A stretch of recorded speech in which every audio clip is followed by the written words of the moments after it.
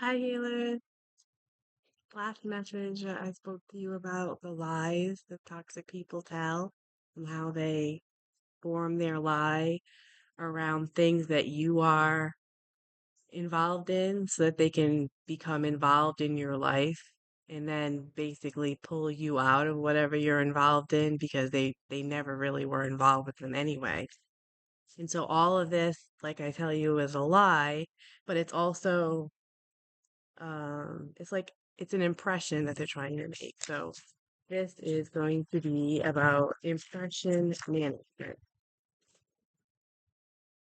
There is a wide variety to how this is done. This is used for your from your toxic person to um for a specific goal, winning an argument, maybe, support for a lie, swaying you to a required response. So basically, it comes down to there's a selfish motive behind the impression that they're presenting for you. A response so they can be um, comfortable about at any cost and achieve their intended goal. So often they will bring in imposters, other people who believe this lie or go along with it. Or maybe these people actually do enjoy some of these things they're pretending to enjoy. That's a possibility. But the fact that they're hanging out with them, making it look like they want to do this too, isn't true. It actually might bring people in just or follow somebody on social media just to look like they are into the same thing as you. Okay, these are imposters. These people could be your waitress, okay, at a restaurant, or trying to provide customer service. They just want to help these people, right? They will use children, teachers, clients, friends, therapists, and these people are usually completely in the dark to your circumstance.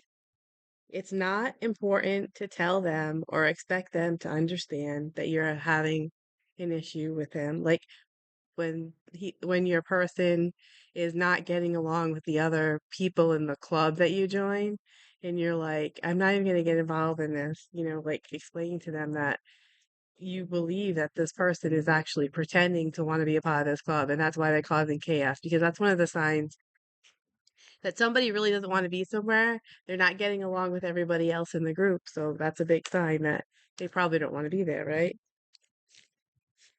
So the imposters, on the other hand, know something is very wrong. Okay, so these people are trying to figure out what's going on too, and possibly live in denial about the circumstances, are being fooled themselves. Like for some reason, they want to compete with these people and kind of like bring them in, whether it's competing for your attention.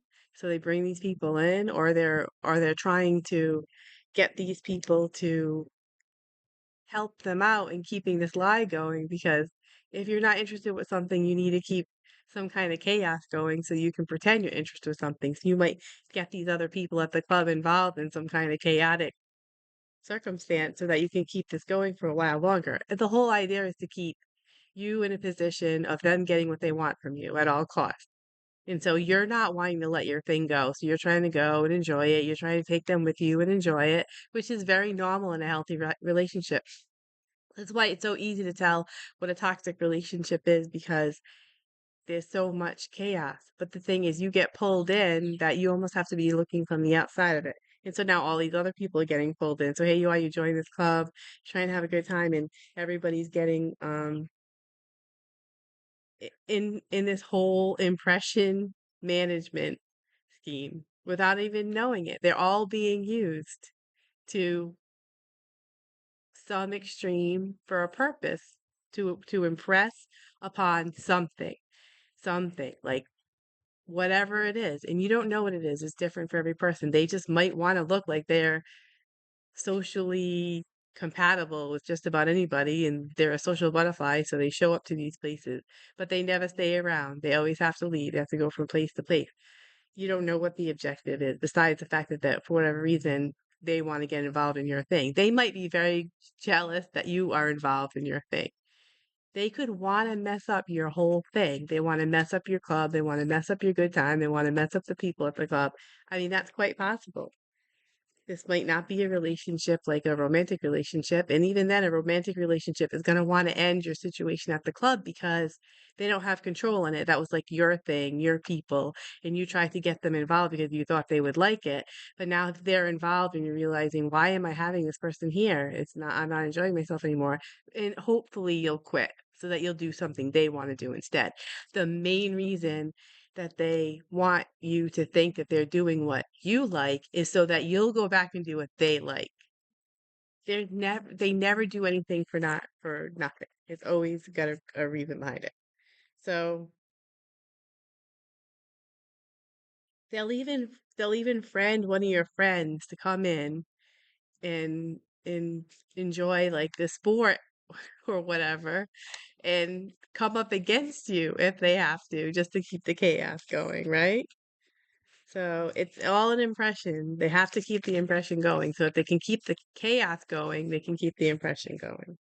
And at this point, nobody knows what's going on. Everybody's trying to figure out what is happening here. We used to enjoy ourselves, and now we're not enjoying ourselves anymore, right? So that's really all I wanted to say with that is that there is always an objective. There's a selfish objective to them wanting to do your thing, wanting to get involved with your people, wanting to bring other people in to the thing that you were doing. Like you'll find it kind of strange, like the two of you were enjoying something, all of a sudden he wants to or she wants to bring a friend that they haven't spoken to in 5 years to come because they just can't do the thing and enjoy it. It's like they have to have some kind of chaos around it so they can form the impression that they actually do care about the thing, when in actuality they don't. There's a reason, there's like a plan, like they're doing your thing so they can do their own thing. But toxic people never just do something because they like it or because they want to do what you like. They're doing it for an objective. And they're forming an impression for everyone around them. They want to look like they're involved in a club. They want to look like they're um, big members in church. They want to look like they're a perfect parent. But in all actuality, people who want to appear as perfect are hiding something. So there's another clue. Have a great night.